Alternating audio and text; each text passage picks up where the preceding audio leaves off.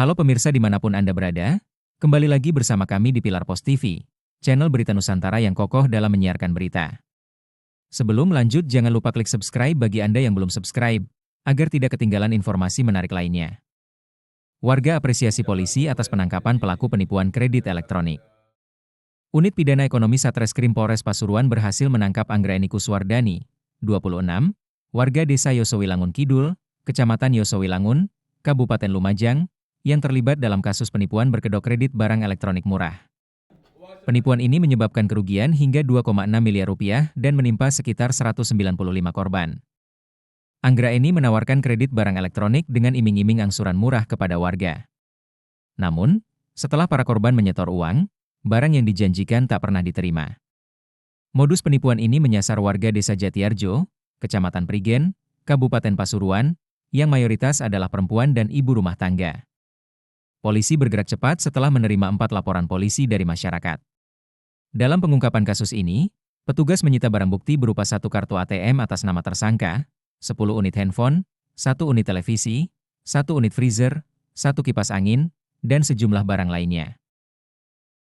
Pinjaman online, jadi dasar pada laporan pada tanggal 10 Januari 2025 di Polres Pasuruan dengan modus jadi tersangka AK ini 29 tahun menawarkan kredit barang elektronik dengan angsuran murah akan tetapi menggunakan identitas para korban untuk melakukan pinjaman online. Intinya seperti itu.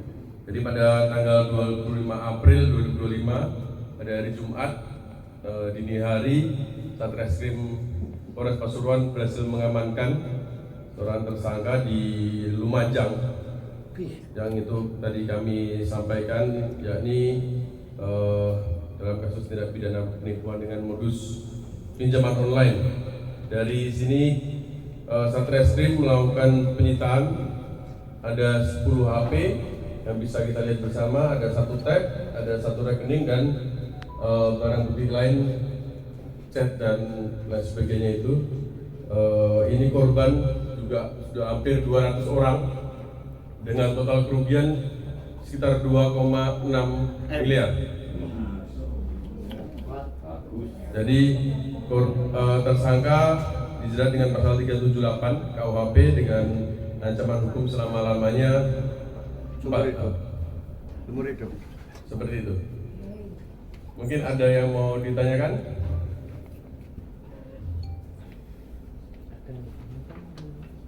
Dari kasus ini? Tersangka sempat melarikan diri. Izin, tersangka bekerja sendiri atau ada beberapa teman yang diduga untuk membantu? Sejauh ini hasil penyelidikan dan penyidikan Satreskrim masih 1 orang yang dijadikan tersangka. Untuk selanjutnya pasti nanti kami akan melakukan pendalaman. Apabila ada lagi tersangka lain dan kita amankan, pasti kita nanti rilis lagi. Untuk modusnya itu biasanya dari teman ke teman atau dari melalui via Google atau seperti apa? Direct kan dia kan kalau pinjaman online dia harus ada face recognize dan lain sebagainya. Jadi direct dia diiming-imingin harga HP murah tapi identitasnya diambil untuk pinjaman online. Asli orang mana juga? Aslinya orang Lumajang. Alamatnya di Lumajang, Rawakantung. Sudah berjalan berapa lama dan? Sekitar 2013. Sekitar kurang lebih 2 tahun. Sekitar 2 tahun. Untuk korbannya di wilayah mana saja di Pasuruan? Korbannya banyak tersebar ini hampir 200 orang. Korbannya. Apa ada yang di luar dari Pasuruan? 200 orang. Lumajang gitu. Lumajang. Jadi yang menurut laporannya masuk ke kami, yang korban yang sudah kami periksa semuanya dari Pasuruan.